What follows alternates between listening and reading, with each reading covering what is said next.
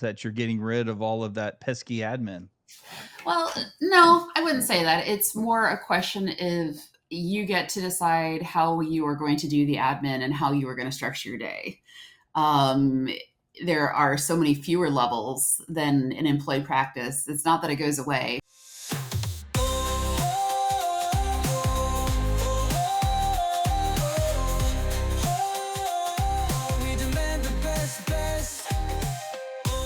Hello, everybody, and welcome to the Best DPC podcast, the world's #1 show covering all things direct primary care. I am your host, Wayne Lowry, and today I am very honored to have with us Dr. Cynthia Villacis, who is joining us today to talk about her experience in direct primary care. We've got a lot of exciting topics in store. She has been serving in DPC for going on, I guess, 7 years, 8 years, founded her DPC practice in 2017, Health Connections DPC, to deliver more accessible patient-first care. That is direct primary care for you. She's an expert on immigration medical exams, lifestyle medicine for obesity management. We're going to talk about GLP therapy and all sorts of things. So I am excited, and let's jump in. So welcome, Cynthia, to the podcast. Thank you. Great to be here. So what are you doing today? What does your daily routine look like there in Florence, Kentucky? Well, one of the things about my practice is it's really kind of split. I have some people that I do like direct primary care stuff with. Then I also do immigration medical exams. And then since I am a direct primary care practice, I am not employed. So I have to take care of all those admin things that you have to do to run a practice and have a business, because, we are small businesses. So you, let's talk a little bit about what brought you into medicine to start with. So I understand you graduated, earned your MD, became an MD in '99. Tell us about that experience. Yeah, well, I went to med school at Wright State up in Dayton, Ohio. And then I went to residency at St. Elizabeth in Northern Kentucky here. And that was another 3 years as far as for family practice residency. So, it's pretty intense. That was back in the day before work hour restrictions. We still had a relatively traditional curriculum, with the first 2 years being the hardcore sciences, and then the next 2 years after that being the clinical rotations. But yeah, that was, and I had my son the fall of my 4th year of med school. So I did 3rd year med school pregnant, sleeping on the bunk bed at right pad on the top, because I was the lowest on the totem pole. So that was always fun. So they put you at the top even as pregnant. Are you serious? I struggled with that too much. And then I was in the infusion room on a cot. Wow. Yeah. Yeah. Yeah. Okay. Yeah. Well, things change. There's so many things that run through my head, and none of them are good. So I'm going to move on. Yeah. No So what made you decide to get into DPC from a more traditional setting? Yeah, well, I spent most of my time after residency working in the community health centers in the greater Cincinnati area.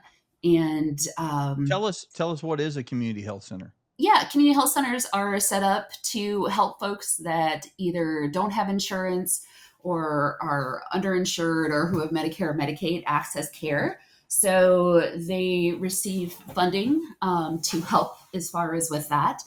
But it is hard because they get reimbursed the same amount. At least they used to. I haven't been there in 7 or 8 years.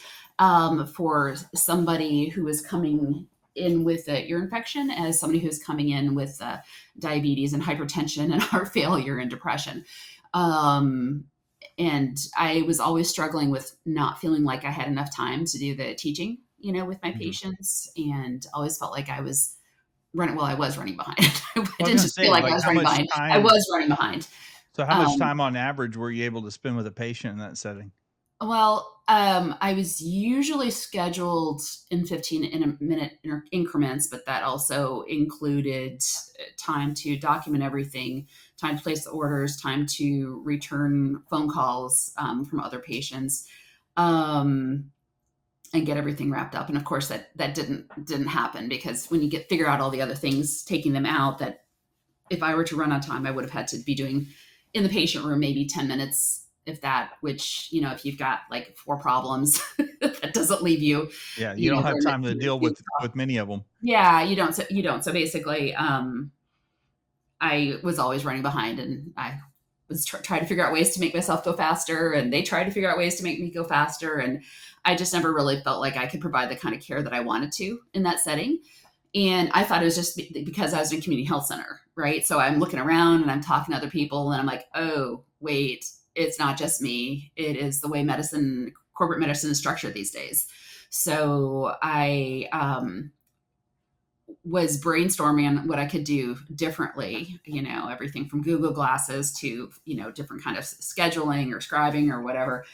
And I wasn't getting any place with any of that. And I was reading a medical economics magazine actually when I was on vacation, which kind of tells you how stressed I was if I was doing that for fun. But anyways, I was reading about that, and I happened upon the idea of DPC. And when I got back, I kind of Googled DPC near me, and I found one person that was about an hour and a half south of me near Louisville.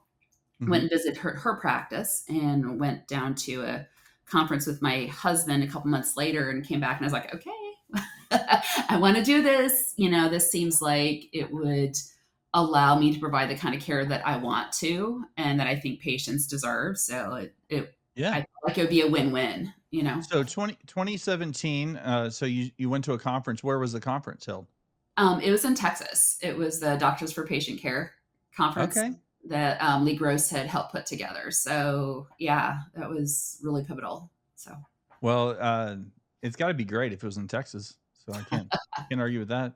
So you found yourself kind of hitting your head against the wall, not being able to provide the kind of care that you were expecting. Fast forward, you decide to own your own, open up your own DPC. I do want to talk a little bit about what it's like to run a business, because I love talking about small business. But before that, staying on that same thread of patient care, what have you taken from your past experience and applied into your practice?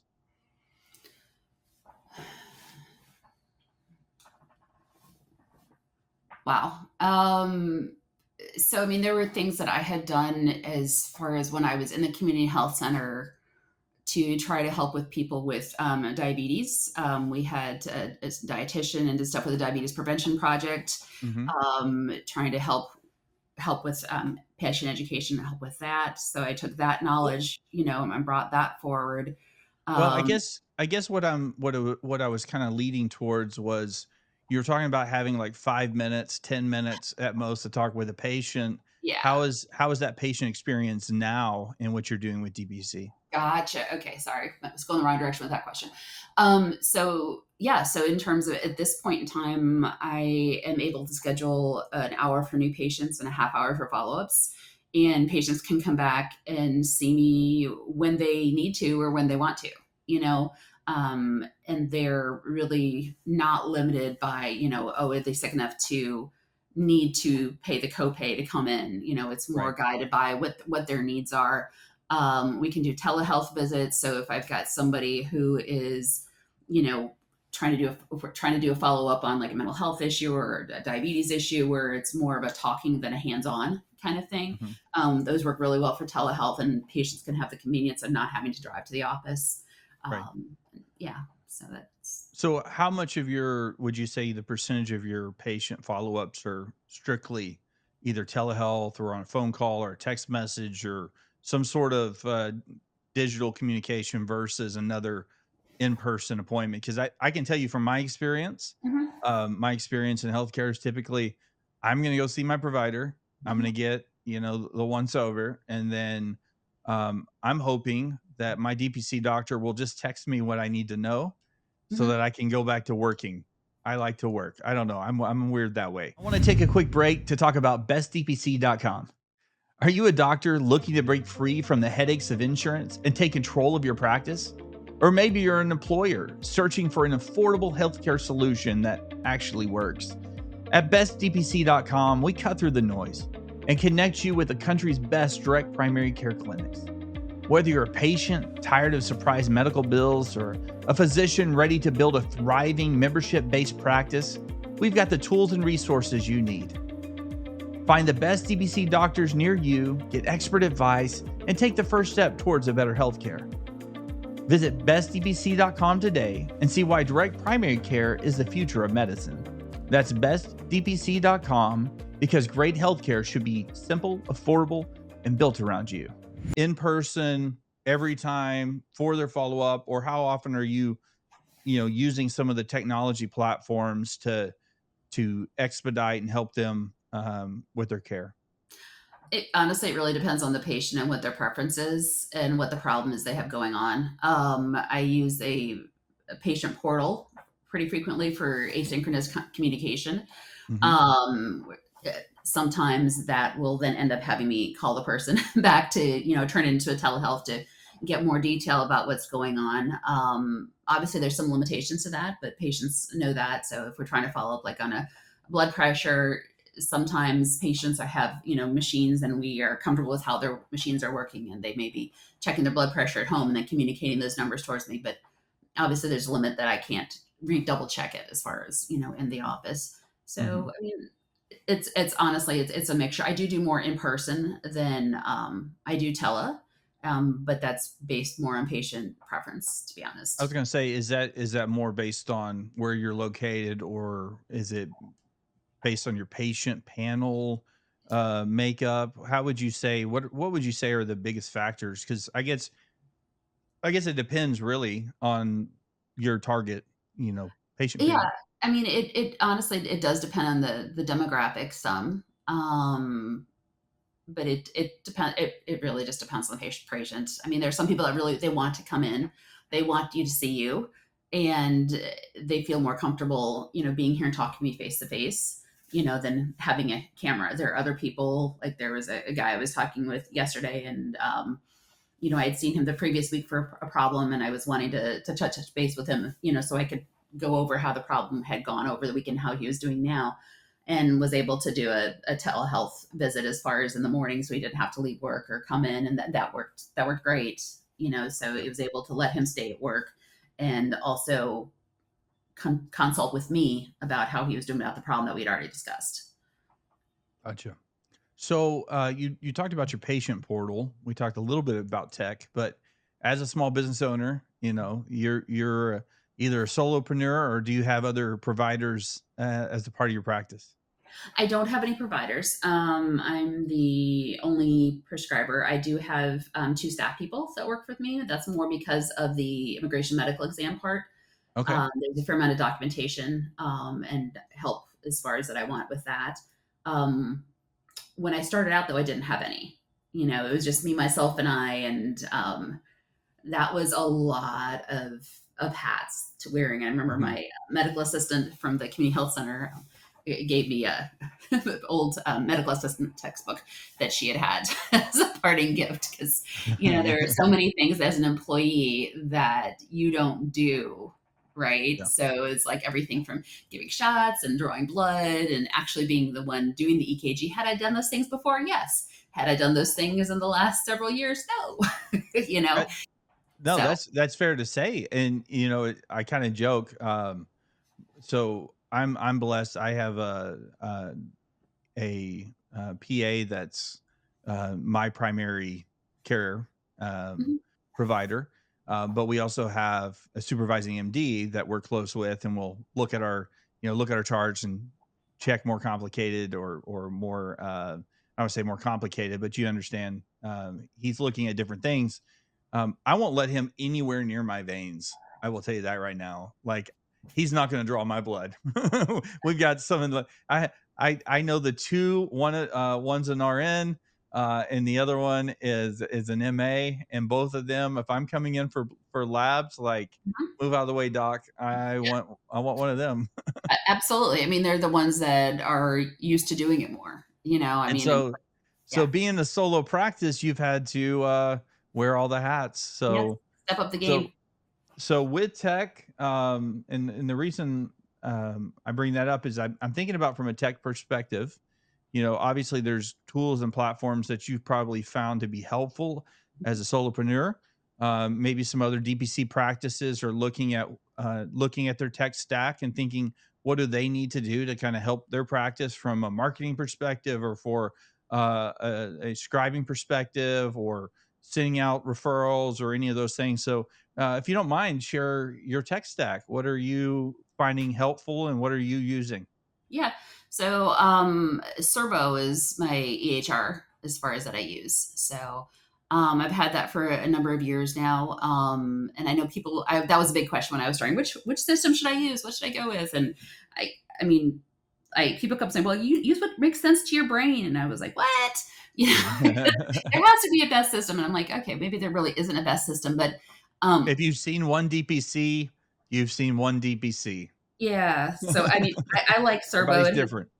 Yeah, absolutely. It has a bidirectional interface with my lab, so that makes it really easy as far as for us to send, orders, over if somebody isn't getting their blood drawn in my office, and then getting Mhm. the results back. It comes in the chart really easily, so that's nice. And it has the portal. It has the telehealth stuff, in there.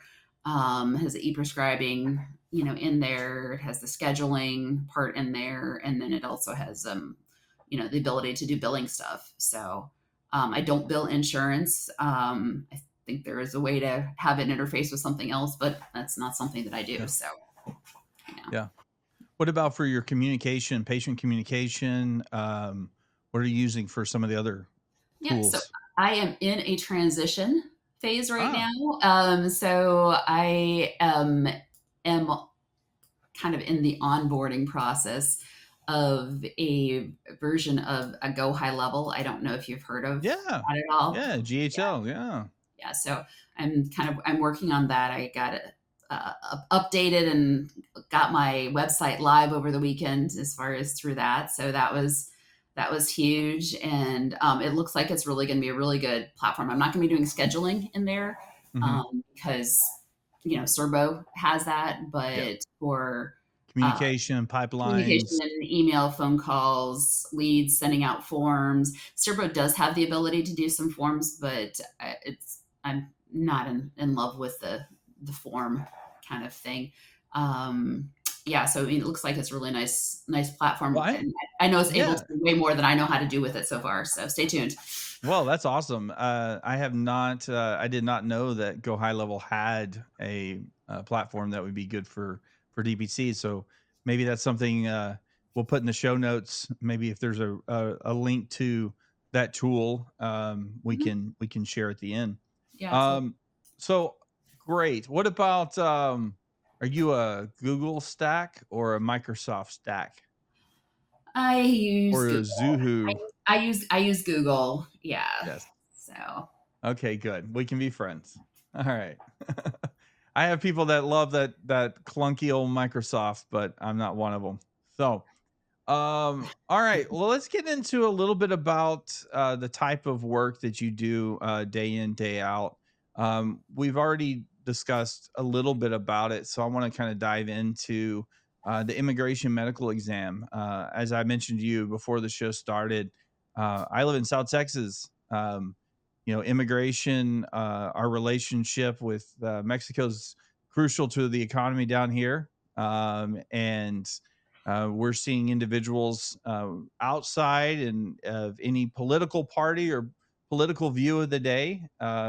We see people that are suffering and need access to care, and from a medical perspective, obviously you've got some experience in that world, and I thought it'd be kind of nice for you to discuss a little bit about your experience doing immigration medical exams. What's unique and different than a typical, DPC patient, you might Mhm. say. Yeah. So as far as the immigration medical exam, that is a form of physical exam that anybody who is looking at trying to get the permanent residency or have an adjustment of status done has to turn in with that application. So they have to turn in their immigration medical exam form along with their adjustment of status 485.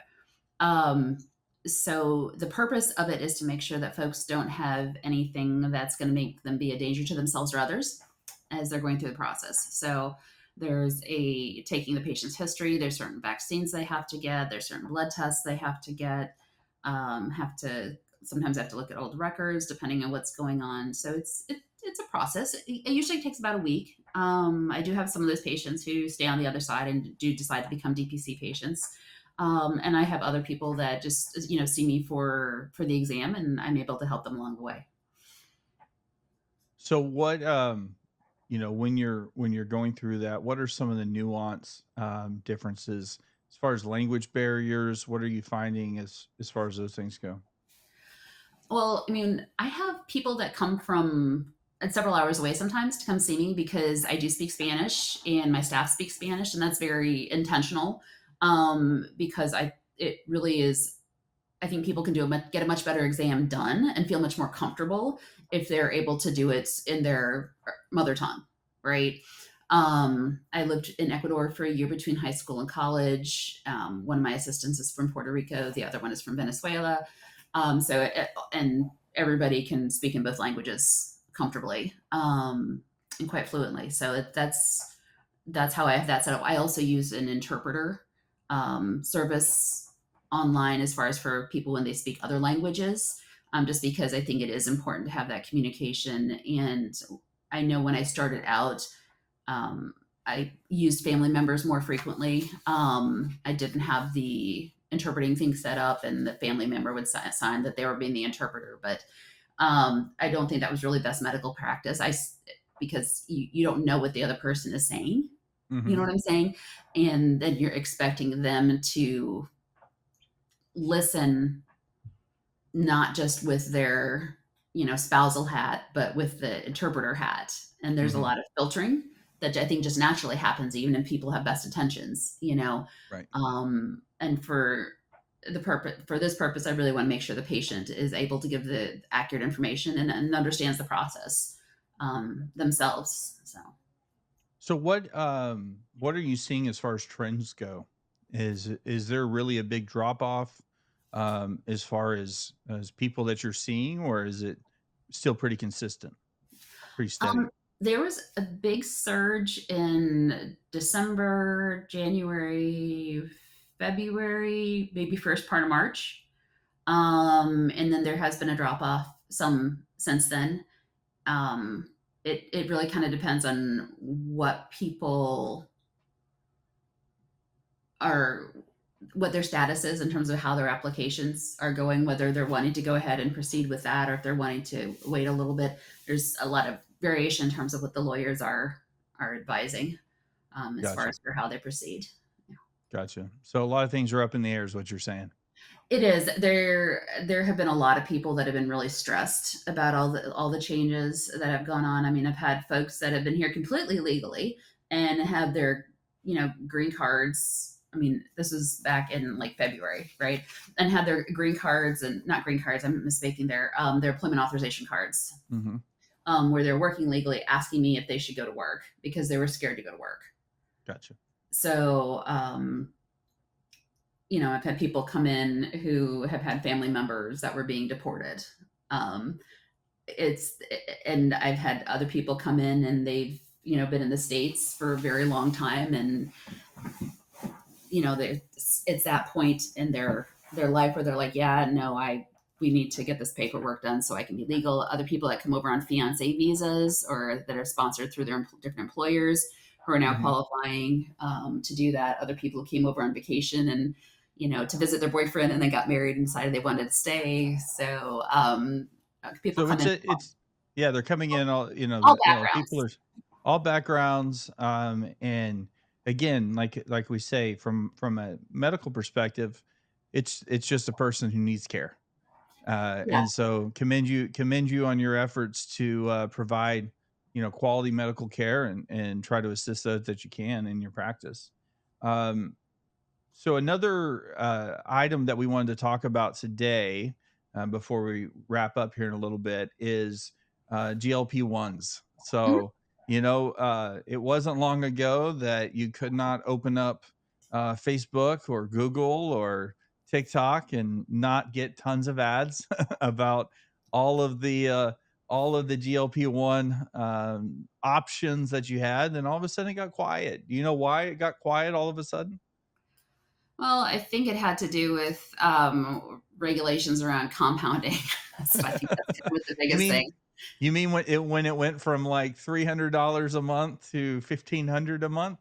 That Yeah. may have a And little bit impact? yeah, I mean, it did. There are different ways that people can get it, and it can be more cost effective than like 1,500. And there are some people that do have, decent coverage as far as their employer, especially if somebody has diabetes in addition to the other health issues that would be indicated for it. But there are some programs now, as far as like through like Lilly Direct, where the physicians can send the prescription and they can get it. Oh, Like really? Lilly for the moon jars, it has like some vials that people can get if they're willing to drop inject, as opposed to Mhm. having a pen. And obviously, if you're talking about something that doesn't need the technology of a pen but can be in a little vial and a syringe and needle, obviously that's going to be Yeah. cheaper, and that's from a non-alternative source, but yeah. So tell me about that.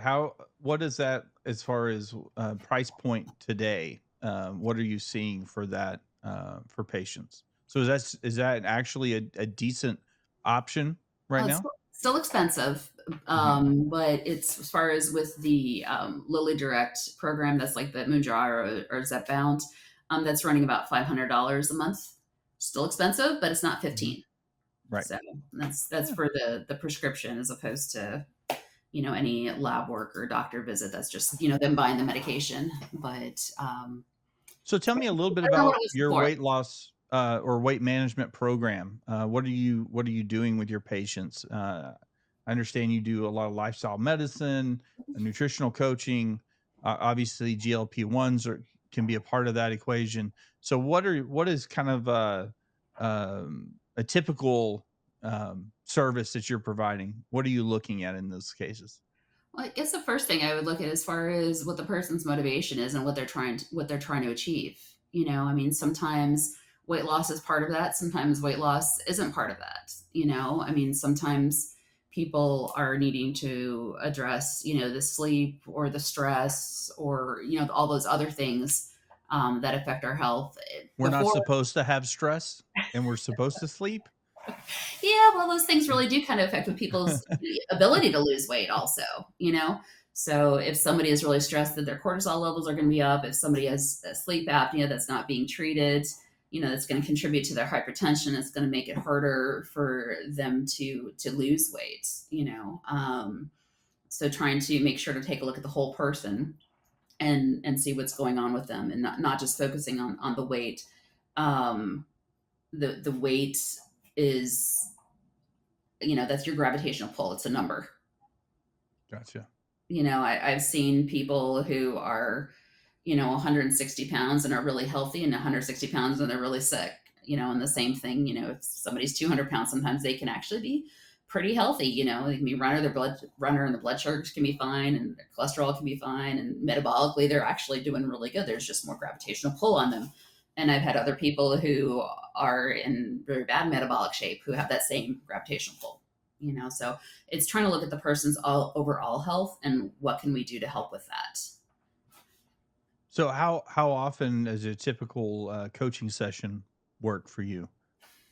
Um, I have done that differently at different points in time. At this point in time, I don't have it as something separate. It's more of a technique that I use and roll into talking with patients about what they're doing for their health, helping them set goals, as well as looking at what mind shift things are affecting their ability to make progress to their goals, whatever their goals are. So what would you recommend to a guy like me, mid-40s? Should I just, stop eating altogether? Should I burn 1,000 calories a day?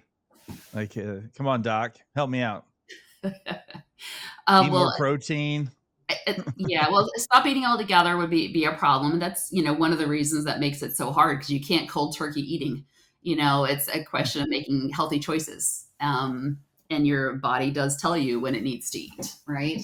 And the food, the way the food is made these days, in terms of the stuff that's processed, is generally isn't the most healthy. And it is, if you're eating out or buying things that are out there made in a way to get you to buy more, so they've got that sugar and fat and salt all mixed in, and it tastes good, but is really not good for you, and can make it harder for people to meet their health goal no matter what it is. So I just kind of Take a quick break to talk about scalebyseo.com. If you run a direct primary care clinic, you already know the power of patient relationships. But here's the thing, patients can't sign up if they can't find you. That's where Scale by SEO comes in. We help DPC clinics get seen where people are searching, so you're not just waiting for word of mouth referrals.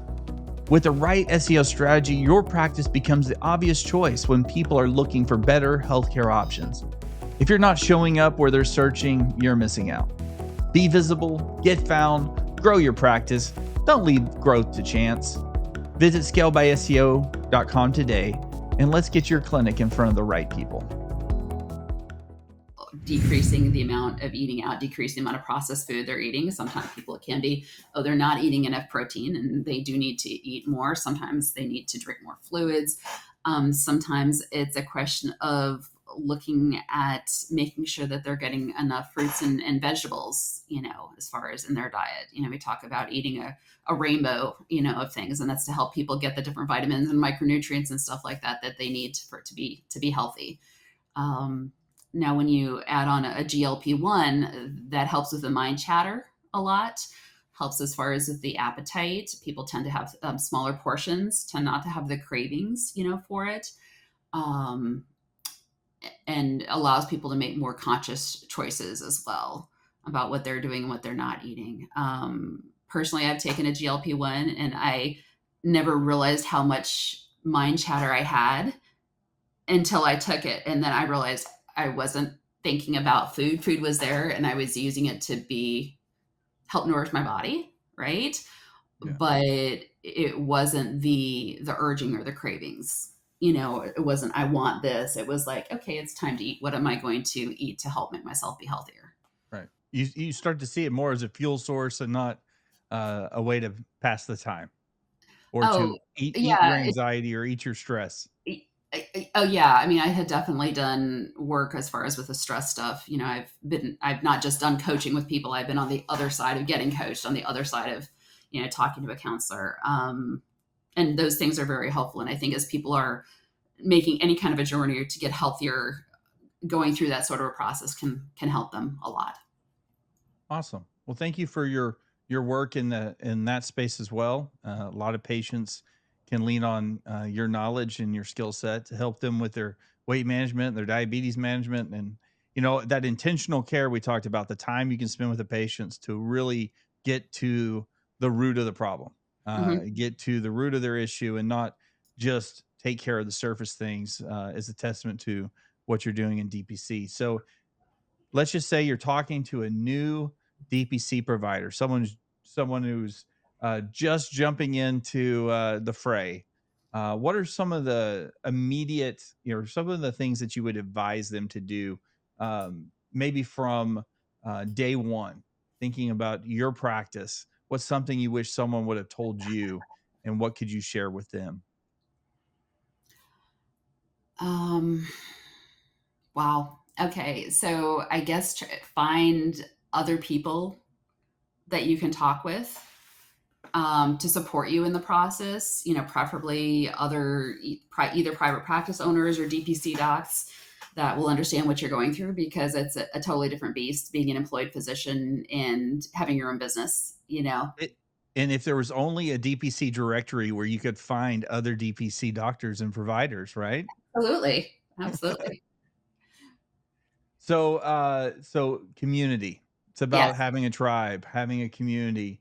What about work-life balance? How would you encourage a DPC provider coming in to live a life with work-life balance? Honestly, I think that is something I have probably always struggled with and probably still struggle with to some extent. Because I like what I do now. So before I struggled with it because I didn't have a choice and I felt trapped and I was stuck in the system and working a bazillion hours. At this point in time, I do sometimes having problems setting myself off, but that's because I'm always trying to figure out ways to change things and make them better and take care of the patient. So it's different motivation, but make sure to figure out things that you can do that will support yourself and your family, and don't just let the business take over everything, because for those of us that have that tendency, it can. But to surround yourself with the time and to be intentional about the time that you're setting aside for yourself and your family. Because at the end of the day, when you go home, it's your family, that's there as far as for you and will be with you as far as going forward. Your kids are not going to find another mom. Your husband's hopefully not going to find another wife. Your mom isn't going to find another, daughter. Your sister's still your sister. If everything else were to go away, your family is what's there. Yeah, that's true. That's a great spot to end. Your family's still there. So I want to thank you. Before we close it out, though, how can people find you? Yeah. So my handle is Health Connections DPC. Which is really long, but this thing I try to get that was short. Oh, that'd be another advice. Don't go for something as long, because that takes a really long time to type. But Health Connections DPC, and I'm on Facebook and Instagram. I have a YouTube channel, and if you are in the greater Cincinnati area, please look me up and we can get together and talk.